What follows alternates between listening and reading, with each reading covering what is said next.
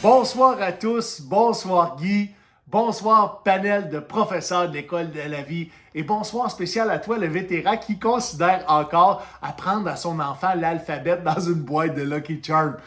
Mais l'important dans tout ça, si ton enfant finit teinté de l'arc-en-ciel, j'espère que tu vas l'accompagner jusqu'à son coming out. Ce soir, mon Guy, on parle de mon rôle de lutin du Père Noël et on va lire ensemble des lettres qui lui sont adressées. Je ne sais pas si tu le savais, mais le mot Noël vient du latin natalis, ok, qui veut dire jour de la naissance. Moi, avoir été latin, j'aurais appelé ça utérus, qui représente également la naissance. Mais si Noël est encore annulé cette année, je pourrais dire que les antivax ont favorisé son endométriose. En fait, j'aurais pas pu utiliser le mot utérus. Parce que dans le latin, à l'époque romaine, ok, la lettre U était utilisée pour le son OU. Hein, comme dans où c'est que tu t'en vas avec ça, Sergent Steve? Non, mais essaye de faire dire à un Anglais le son U, puis tu vas poigner ton 2 minutes. Hein? Je l'aime beaucoup. Le Q, le Q, le Q. T'es aussi bien de mettre des sous-titres parce que tu vas avoir de la confusion. Le son U a été emprunté du grec. En même temps, c'est la seule chose qu'on aurait pu emprunter des Grecs parce qu'ils n'ont pas une crise de scène. Dans le grec, le son U, ok, est représenté dans plusieurs textes anciens comme Y. Tu me suis? De la phrase I. On sait pas plus où c'est que tu t'en vas, Sergent Steve. Chris, même moi, je suis perdu là, tout ça. Je l'ai écrit.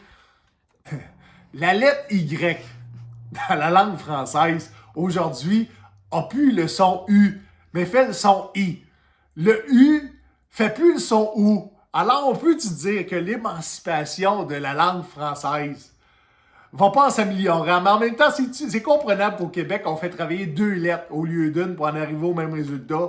Anyway, je termine avec ça. J'ai appris dans mes recherches que dans les textes anciens, il n'y avait pas de faute d'orthographe. Ça n'existait pas. Il y avait juste des fautes de style. Puis ça, ben, c'est un concept qui existe encore. Tu as juste à écouter Canal Vie.